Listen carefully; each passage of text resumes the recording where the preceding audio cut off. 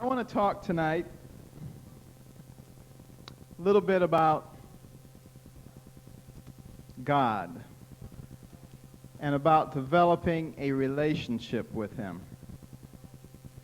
and how we can derive that relationship from our own experiences. Some of the things that happened to me early in life. But I didn't talk too much about how I felt when my parents got divorced. You know, it's something that a large number of young people face these days. And to me, my father leaving was like somebody pulling the rug out from underneath. You know how little boys love their fathers. And I just couldn't understand it. It just seemed like the most terrible thing that could happen in the world. And every night I would pray, "Dear Jesus, help Daddy to come back. Help my parents to get back together." Every time I prayed, that was on my lips. Week after week, month after month, year after year. Eventually, it became clear that they weren't going to get back together. But you know, years later, I kind of understood it. Because you see, my father was an individual who professed a love for the Lord, but was involved in a lot of other things. Drugs, alcohol, women. And these were things that he would have been advocating to me. So sometimes the Lord perhaps does things that we don't understand for our own good. And by removing a very negative influence, it allowed me to experience the very positive influence of my mother. And you know, I told you last night that this was a lady with a third-grade education who worked 3 jobs as a domestic, basically sacrificed her life for her sons. I didn't get around to telling you that she did eventually teach herself how to read. She did finish high school eventually. She did go on to college, and last year she received her first honorary doctorate degree.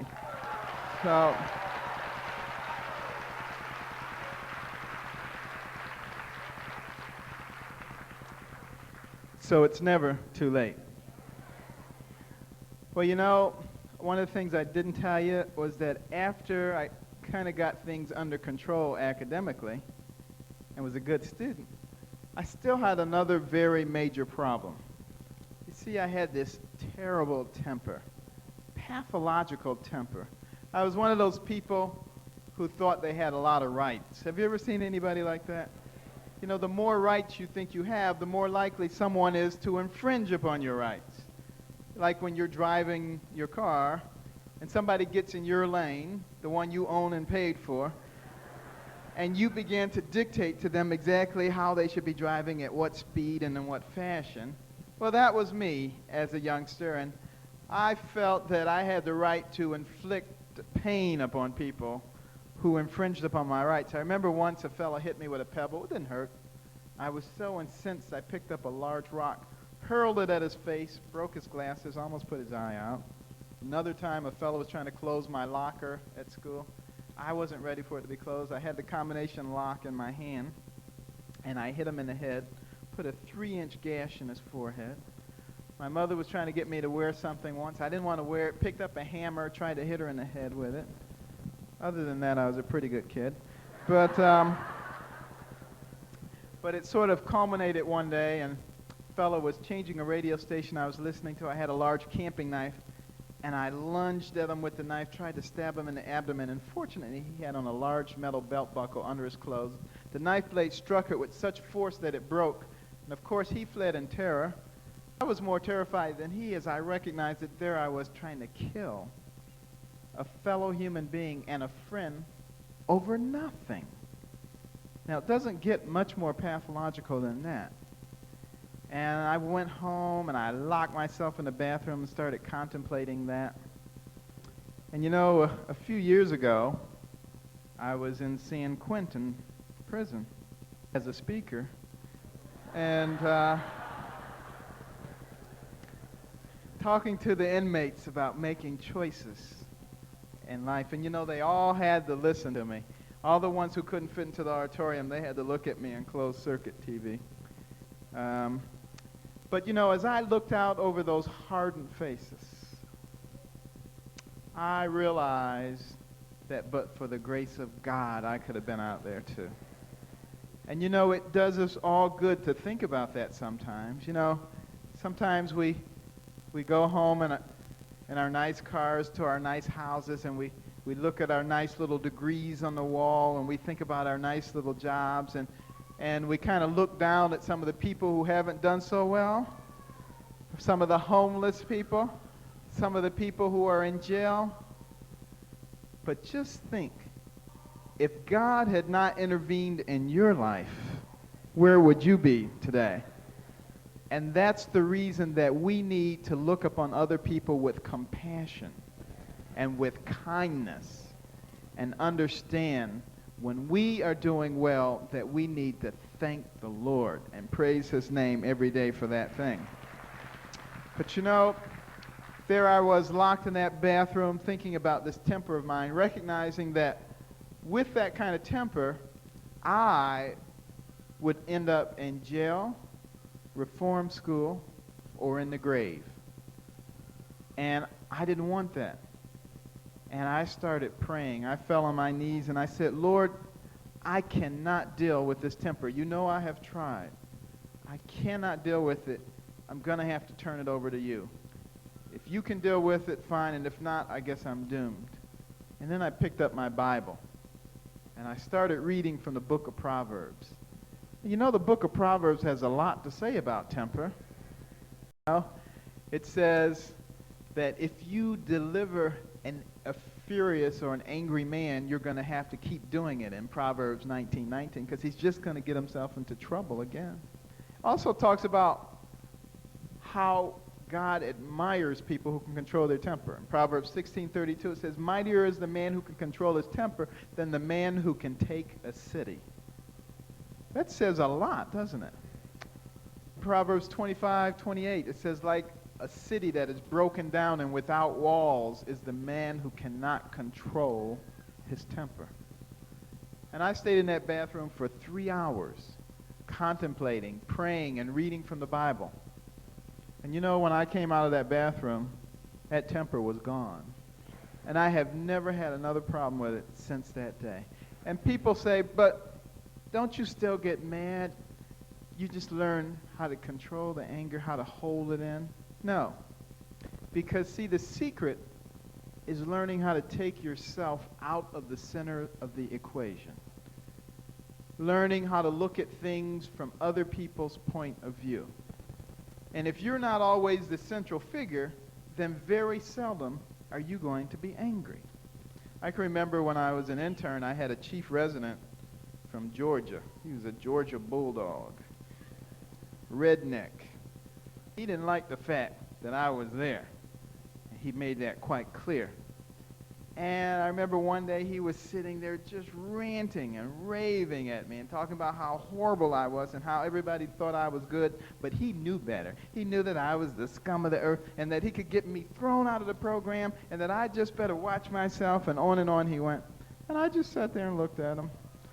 And then I said, are you finished? Because I got work to do. And walked away. He was so mad. He could have exploded.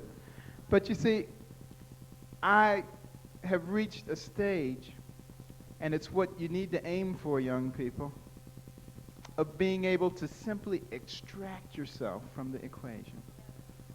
And you know, some people think that getting mad and reacting is a macho thing. It's really just the opposite. It's a sign of weakness. It means you're allowing someone else to control you, someone else to set the agenda. Why should you turn over that kind of power to someone else?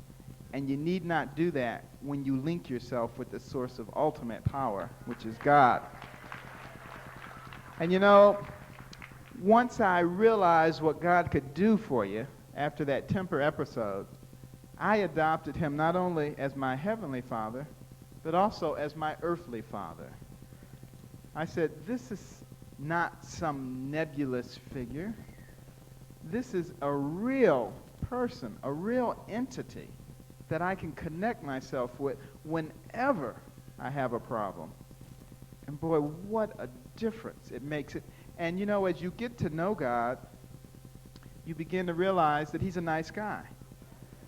You see, some people have you believe that God is not such a nice person, that he's down there peering down on you.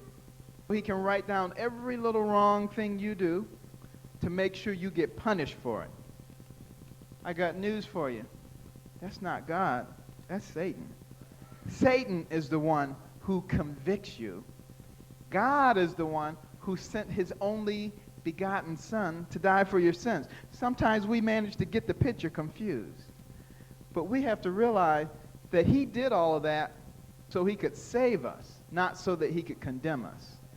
And he wants our lives to be wonderful. He wants our lives to be nice. He doesn't want our lives to be miserable. Now, some people who think they speak for God tend to make your life pretty miserable. You know, they want to tell you, and they want to emphasize, much beyond love, what you wear and what you eat and where you go. You know, if you just transport them back 2,000 years, they would be Pharisees. Because, see, they're always concerned about the behavior. They're not concerned about the relationship. And you see, it's the relationship with God that will determine your behavior. It is not the behavior that determines your relationship. We have to get those two things correct. You know, when people get married and they love each other, and by the way, my wife and I celebrated our 20th wedding anniversary two days ago. And it's wonderful. Doesn't seem like that long ago. But you know, when people get married, do they have to go back every day and consult the wedding vows? Do they have to keep let's see, I promised that I would do this and that I would not do this. No, they don't have to do that because they get to know their mate. And you see, when you get married to God, you don't have to spend all your time looking at the 27 fundamental principles, looking at the 10 commandments, looking at this, thus said that, and thus you cannot do, because you begin to love God. And you see, I know this from experience because there was a time in my life when I was a very rigid, strict, by-the-books Seventh-day Adventist. And, you know, when it came 1 minute before the Sabbath, and I was there with my list of things that you can and cannot do. You know, you cannot glance at a television set if you walk by it. I mean, it was incredible. And I had my whole list of things that you could not eat. I had my whole list. If you went to somebody's house and they served you something, you had to give them the third degree about what was in it. And if you had a package, you had to read every little ingredient on it. And I mean, it was behavior to the max. And in terms of what you could wear, it was behavior to the max. Now, interestingly enough, I did all those things. And if you looked at me then and you looked at me now, you really wouldn't see a real big difference externally. There's a big difference internally. Because, see, then I was doing it by the rules. Now, I do it because I love God. And there is the difference. There's the rub. You know, some people say, well, you know, I can do anything I want. God still loves me. Well, they're right. It's true. You can do anything you want, and God does still love you. Don't let anybody tell you differently. However, what you have to recognize is that you cannot do anything you want and not pay the consequences for it. And there's the rub. You know, God has given us rules. He made our bodies, so he knows what works in our bodies. Okay? And he knows what's good for us, and he's given us lists of things that are good for us and things that are not so good for us. But what we have to do is we have to learn how to separate those things that help your engine run well from those things that determine your relationship with God. That's why God did not set us, human beings, up as judge and jury. That's why he has reserved that privilege for himself only. We have no right to judge anybody else because we don't know where they are in their relationship or what they're doing or why they're doing it. So I would say, mind your own business. I would say the important thing is to make sure that you have your vertical relationship complete with God and not worry so much about what everybody else is doing. You know, I heard on a panel this morning one of the young people talk about hypocrisy in the church. Now, what I'm going to tell you is serious business here. This is very, very serious. Now, how can we hold ourselves up as Christians, as God-fearing Christians, and preach the gospel to people when we see somebody in trouble and turn our backs? Is that not the height of hypocrisy? When we try to act like we don't know that somebody is in difficulty, is that not the height of hypocrisy? What did Jesus do? He left us the best example that anyone could possibly have on this earth of how to treat people. Look at the example of the thief on the cross. Was this man the scum of the earth? Sure he was. He was the scum of the earth. What did Jesus tell him? Because that man accepted the sacrifice that Christ had made for him, he said, "You will be with me in my kingdom." Does that tell you anything? Does that tell you that your works cannot get you into the kingdom?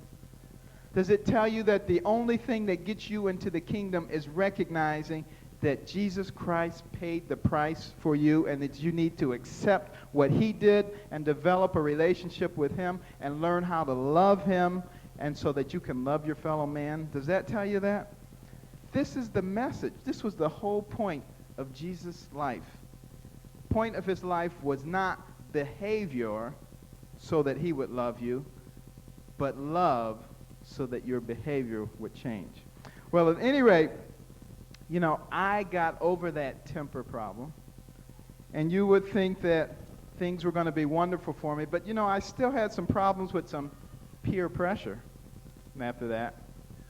And, you know, you look around at the young people today, and I must say I sympathize with the young people today because, you know, you always hear people saying that, well, it's no worse now than it was when I was a young person. I'd beg to differ with you. It's worse today.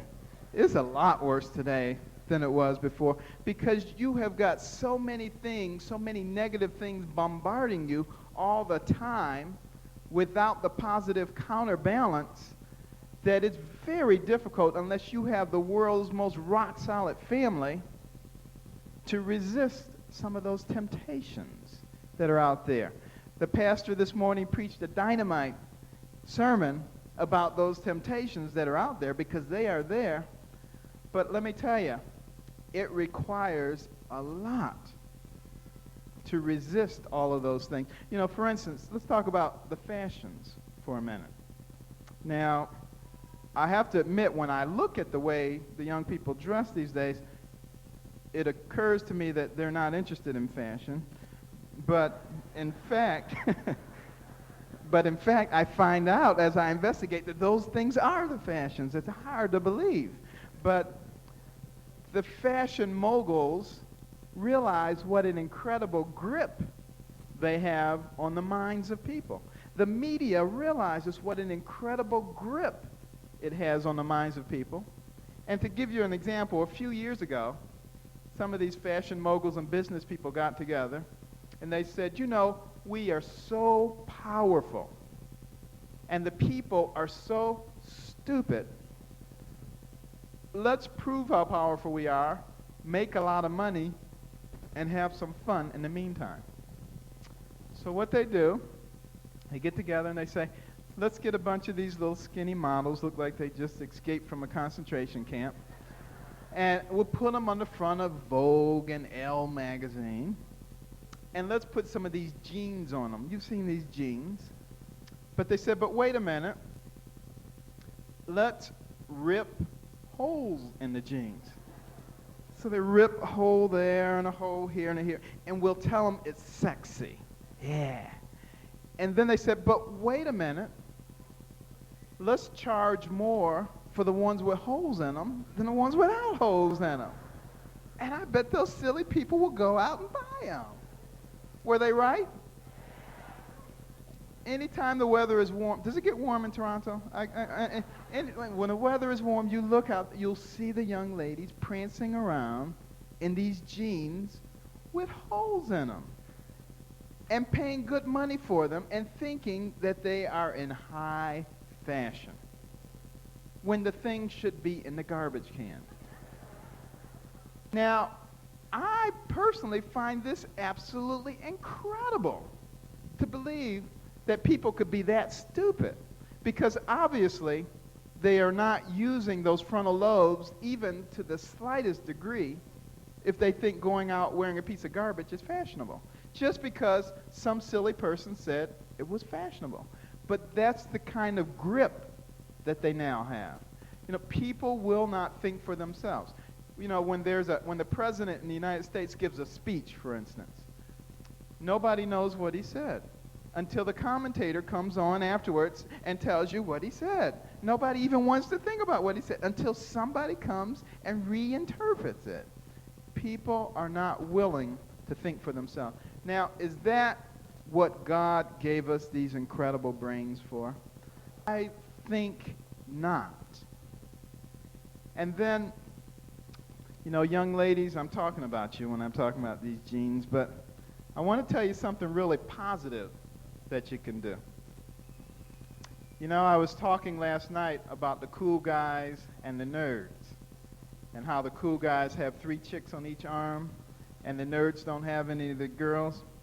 Well, you know, it's a funny thing, but sometimes when I go to some of the colleges to speak, particularly some of the predominantly black female colleges, and we're talking and taking some questions and things, one of the things that always comes up is the young ladies say, we don't have enough black males who are educated to the same degree as we are that we can find to get married. Have you heard that? Is it true? Yes, it is. I agree with you. It is true. However, why is it true?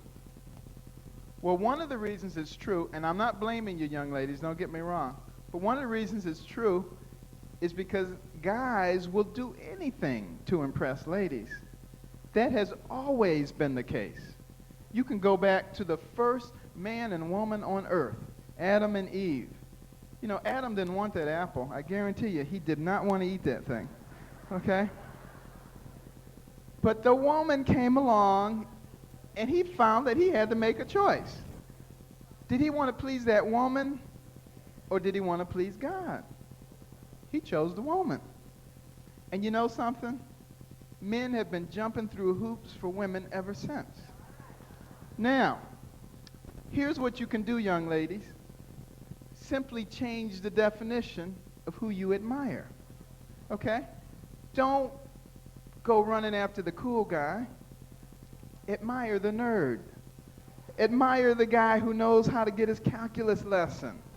Admire the guy who understands how to use the computer. And you know what? 10 years from now, 20 years from now, you have a lot of guys like that.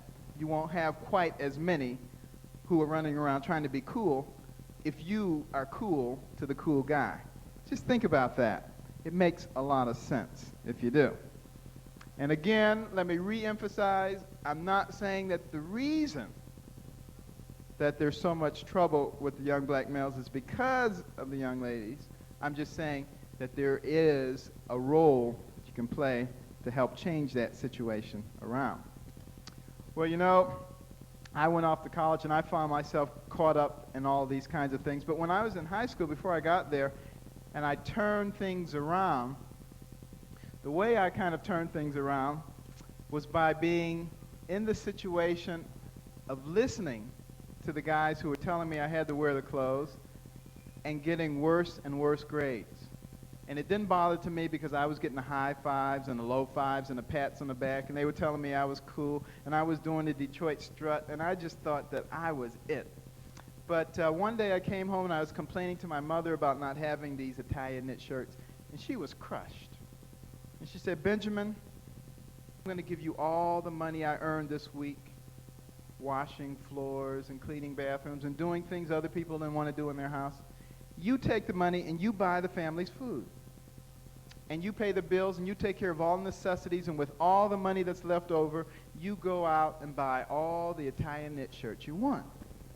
And I said, all right, now you're talking. And I sat down with great enthusiasm and started allocating money for the food and the bills, and you know something, I ran out a long time before it came to clothes. And I realized that my mother was a financial genius with her third grade education to keep any kind of food on the table, to keep a roof over our heads, to keep any kind of clothes on our back. And I realized more importantly that I was a fool. I was wanting a $75 Italian knit shirt when she was working 3 jobs, bringing home only $100, working her fingers to the bones and depriving herself. And I said, how selfish can a person be? And I decided at that moment that I wanted nothing to do with those negative peers. I went back, redoubled my efforts. In no time, I was an A student again, and the guys didn't like it, and they were calling me nerd and Poindexter and Uncle Tom. But you know something? I really didn't care what they had to say. And I would always shut them up by saying one thing. I would say, let's see what I'm doing in 20 years, and let's see what you're doing in 20 years, and we'll see who's right. And you know something? All of those people who were calling me names when I graduated from high school, they voted me most likely to succeed. Now, what does that tell you? That tells you that they knew what was necessary to succeed. They were just too lazy and trifling to do it themselves, and they didn't want to see anybody else do it either. And you see, that's what negative peer pressure is all about. It's what I call the crabs in the barrel phenomena. Put a bunch of live crabs in a barrel, you don't have to put a top on it. Because if one starts to crawl out, the other ones grab them and pull them back down. And you see, that's what those young people, those people who claim to be your friends, who try to discourage you when you are excelling academically, they're crabs. And you'll be very wise to get away from them. Well, you know, once I kind of realized that, I had another big dream. I wanted to be a contestant on College Bowl. GE College Bowl. This was a TV program where they would pit different colleges against each other, and they would have 4 contestants on each team, and they would ask questions in science and math and history and geography, and I was really good in all that stuff, and I was raring to go. I wanted to be on that program more than anything. But they would also ask questions about art, and I didn't know anything about Renoir and Rembrandt and Gauguin, all these things, and they would also ask questions about classical music, and I didn't know any of that stuff either. And there was very little chance I was going to learn about it at an inner city high school in Detroit. But I came to a very important conclusion. I said, if you don't know that stuff, whose responsibility is it to learn it? I said, is it your teacher's responsibility? No. Is it your mother's responsibility? No. Is it your responsibility? Yes. So how can I learn it? I would get on the bus, and I would ride downtown to the Detroit Institute of Arts almost every day, and I would roam through those galleries until I could name every picture in there, who painted it, when they were born, when they died, what period it represented. I always had my portable radio listening to Telemann, Bach, Mozart. The kids in Detroit thought I had flipped. They thought I was gone. Black kid in Motown listening to Mozart, they thought it was all over. This guy was headed for the asylum. But I really didn't care what they thought because I had a particular goal in mind. I wanted to be a contestant on that program, and I had to prepare myself for that. Well, I even chose the college that I was going to attend based on that program because we were quite poor. So I only had $10, which was the application fee to one college. I said, I'm going to apply to the college that wins the grand championship of College Bowl. And, they had a pyramid, and they would come down to the quarterfinalists, semifinalists, and it got down to the finalists. The finalists were Harvard and Yale. And they were battling it out for the grand championship, and Yale won. They slaughtered Harvard, in fact. And not wanting to go to a school with a bunch of dummies, I decided to apply to Yale. And fortunately, they accepted me, the scholarship, and off I went to Yale, thinking that I was perhaps the smartest person in the world.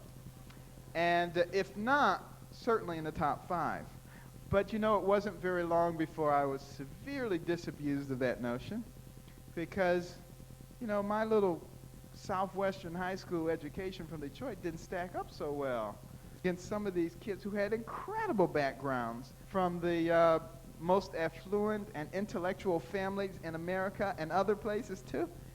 And all of a sudden, instead of thinking I was the smartest person in the world, I found myself questioning what I was doing there at all. We need to stop, no matter who you are, allowing Satan control your emotions. Don't let Satan make you angry and jump down that person's throat. Proverbs 15:1, what does it say? A soft answer turneth away wrath, but grievous words stir up anger and strife. There is an enormous amount of wisdom to be found in the book of Proverbs. I read from the book of Proverbs every morning, and I end each day reading from the book of Proverbs. And Proverbs was written by who? Solomon. That's right. My middle name is what? Solomon. How in the world did that happen? Well, I think it just tells you a little bit more about God. You see, God has a sense of humor. And he looked down the pike and he said, my servant Ben Carson here, he's going to be a person who loves Solomon and the book of Proverbs. So I'm going to make his middle name Solomon. So he told my mother and father to make my middle name Solomon. Well, isn't it also interesting that when Solomon became the king of Israel, first thing he did that brought a lot of attention to him, remember what it was? 2 ladies came to him claiming to be the mother of the same baby. What did Solomon do? He said, divide the babies. When did I become popular? Dividing babies. Think about it.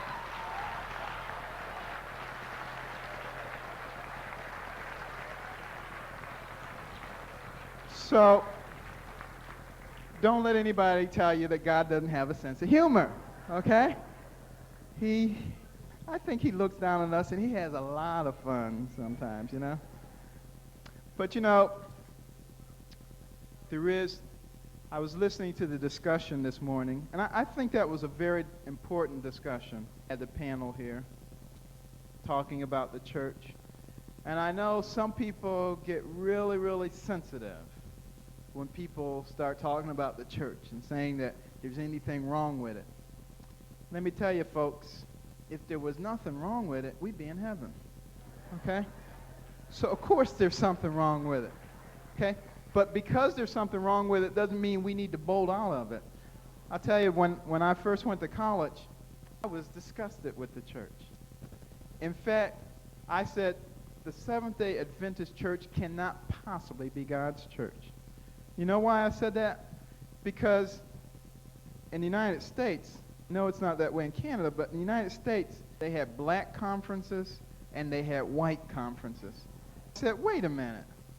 I said, I can't imagine when we go to heaven that there's going to be a white heaven and a black heaven. I said, so this can't be the right church. So I started an exploration. I started going to this church and that church and that church for almost a year. And you know what? I came back to this church. I realized that in terms of doctrines, this church had the right ones. I realized that my mistake was that I was looking at people and not the doctrines. You see, the people have problems. The doctrines are pretty darn good. So I would advise you, young people, when you start looking around and you see the hypocrisy, just realize that if everything was perfect, we'd already be in heaven. So it is not going to be perfect in your lifetime on this earth. Doesn't mean that you shouldn't do your utmost to try to make improvements in it. We all have room for improvement. But if we tend to believe what Jesus told us about being kind to one another, I think that we will find that that will be something that will be much easier about in our church. Well, you know, when I was chief resident and I had to decide what I was going to do, was I going to be an academic neurosurgeon or was I going to go into private practice and make millions of dollars a year? Couldn't quite decide.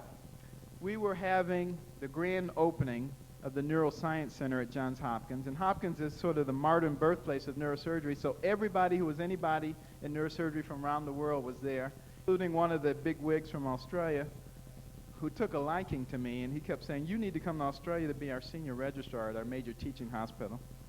And I said, Australia? You got to be kidding me. I didn't say that out loud, but that's what I was thinking, because, I mean, where is Australia? You drill a hole from Baltimore in the earth and you come out in Australia. I didn't want to go there. And also there was all this talk about, you know, racism there. People were saying it was worse than South Africa, that they had a whites-only policy. So I kind of poo-pooed the whole idea. But it seemed like every time I turned around, there was someone behind me saying, good eye, mate. How you going? I just ran into Australians every place I went. And they seemed like nice people. And every time we would turn the TV on, there was a special on about Australia. And so I said to my wife, I think the Lord wants us to go to Australia. And she went to the library and got all these books about Australia. It seemed like a really nice place. And we did read that they had an unofficial whites-only policy, which had officially been abolished in 1968. So, being young and foolish, we sold all of our earthly belongings, and off we went to Australia. And our friends were saying, you'll be back in 2 weeks. But little did they know we didn't have any more money, so we couldn't come back. We were going to be there no matter what. But you know, the biggest problem we had when we got there was keeping up with all the dinner invitations. People were so friendly. They loved us. You know the second biggest problem? Every time I sat down and started writing in a chart, someone invariably would come up to me and say, would you mind if I feel your hair? You know, they'd seen it on TV and in magazines. This was their big chance, you know. I wanted to feel with it. I would say, you can feel it, but it's going to cost you $10. But I would always tell the Australians, I couldn't remember their names because they all looked alike. But it turned out to be a fabulous experience, and I knew exactly why God wanted me to go there, because I was the senior registrar at the major teaching hospital, and I got to do almost all the cases. So I was doing 2 or 3 craniotomies every day. And when I came back and joined the faculty at Johns Hopkins, I had so much experience that, you know, when the position of director of pediatric neurosurgery opened up, I was only 33 years old at the time, but, you know, the powers that be said, you know, Carson's very young, but, you know, rather than going out and getting somebody with a lot of gray hair and a big name, he can do everything. Let's make him chief. So there I was at age 33, chief of pediatric neurosurgery at the #1 hospital in the nation. And this was really pretty amazing to a lot of people. And people would come from great distances with their sick children to see Dr. Ben Carson, chief of pediatric neurosurgery. And I would walk in the room and they would say, when is Dr. Carson coming? You know, couldn't imagine it was me. First of all, I was too young looking, and second of all, I didn't have the skin color that they expected. But you know something? Young people, don't ever let anybody put you down because you're young. You know something? Because I want to tell you something. I always say to people when they think that that's so incredible, I said, Jesus Christ was 33 years old when he was crucified, and he changed the world. So don't let anybody tell you that you can't do things when you're young.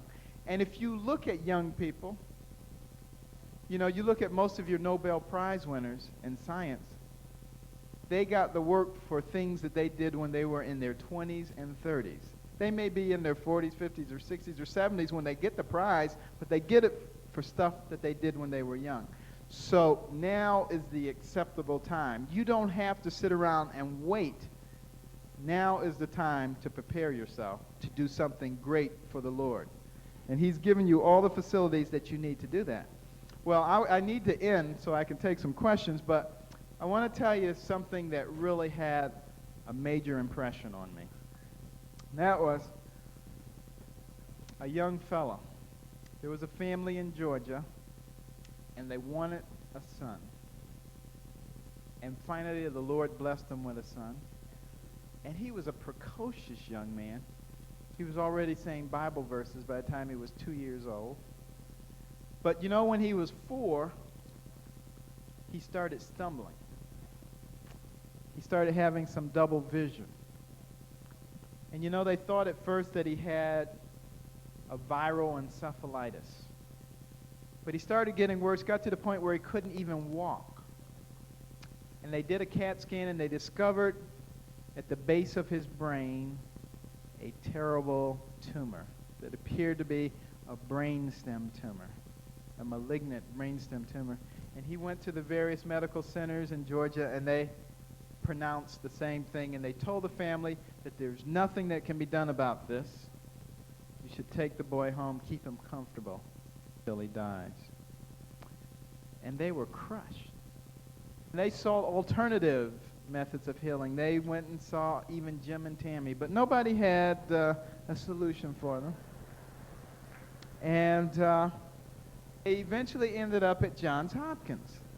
And I remember seeing that boy come in on that stretcher. He wasn't able to handle his secretions. He was drooling. His eyes were crossed, barely moving, barely breathing. And I wondered, what am I to do with this child?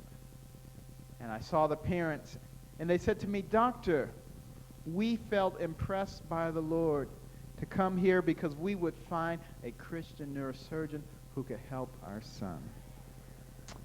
And I said, "Well, let me see the scans." And I looked at the scans, and there was this big, ugly tumor at the brainstem. And I said, "This is a brainstem tumor, a malignant tumor. There's nothing that I can do about this or anybody else." He said, "But doctor, the Lord is going to heal our son, and he's going to use you to do it." And I said, "Well, look, I personally don't see how he's going to use me to do it because I don't see what to do. But I will take these films and I will show them to the neuroradiologist, and maybe they will see something that I don't see." And I showed them to the neuroradiologist, but they didn't see anything that I didn't see. They said the same thing. Well, that was about the time when MRIs were coming out, magnetic resonance imaging scanners. I said, "Why don't we do an MRI?" So we did an MRI, same thing. And I went back and I told the parents, and they said, "But doctor, the Lord is going to heal our son." And I said, "Well, I'll tell you what. Maybe there's something we're missing here." I said, "I will take the boy to the operating room and I will explore. And maybe we'll find some surprise there."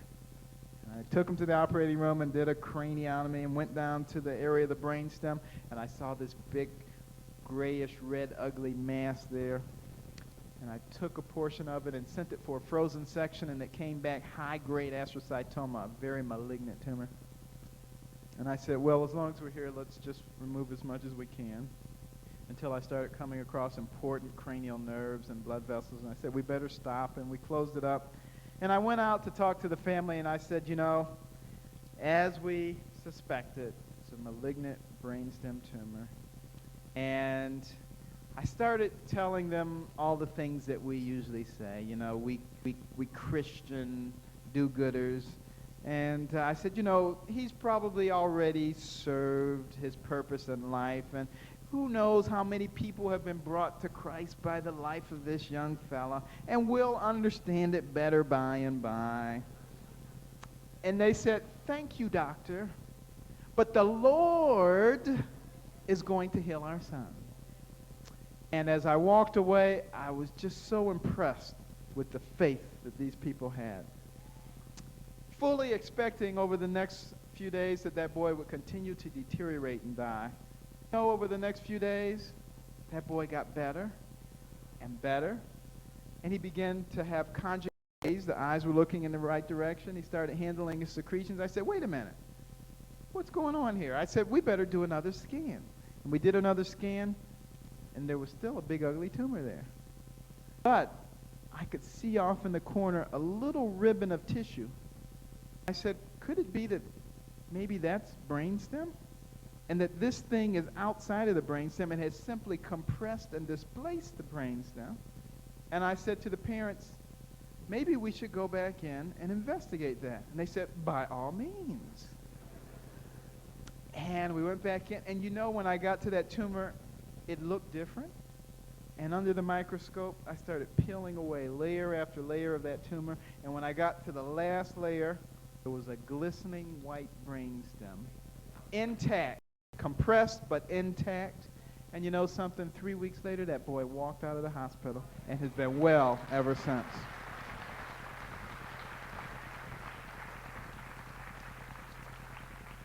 And you know, subsequently, one of the oncologists came to me and he said, Ben, you know, I have always been an atheist.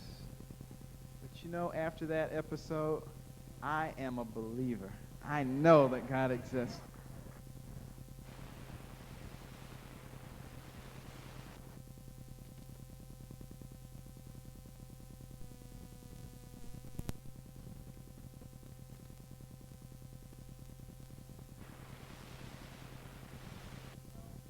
But you know, it was not for his benefit that God did that.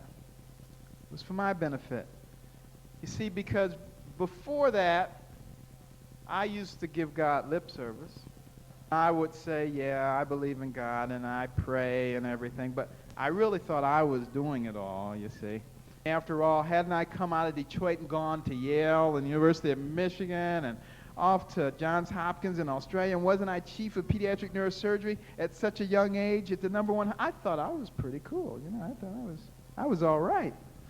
But you know, after that, I realized that I hadn't done anything. I said it was God who healed that boy, and it was God who can do virtually anything if you're willing to put your hand in his hand. And I decided at that moment that I was not going to be the neurosurgeon anymore. I was going to be the assistant. I was going to let God lead out from that point on. And that's when everything started happening. I started doing the hemispherectomies and getting all this national attention, and uterine surgery, and then the Siamese Twins and difficult brainstem tumors, and all kinds of things started happening. But you know, what God was saying, God is saying, is that it was not only in the Bible that I took people like Joseph, who came from nowhere, placed them at the pinnacle. Not just in the Bible that I took people like Daniel and placed them in places, but he was saying, today, in 1995, I, God of the universe, can take a poor black child out of the ghettos of Detroit with all the marks that destine a person for failure. And if that person will develop a relationship with me and will trust in me, I can make them into a world-renowned brain surgeon. And if God can do that today, he can do anything. Think about it. Think about it. And this is the message that he has for us. No matter what you want to do, remember, trust in the Lord with all your heart. Lean not to your own understanding. Because, see, your own understanding makes you think that you're studying classical music to be on college ball. In all your ways, acknowledge him, and he will direct your path. God bless you all.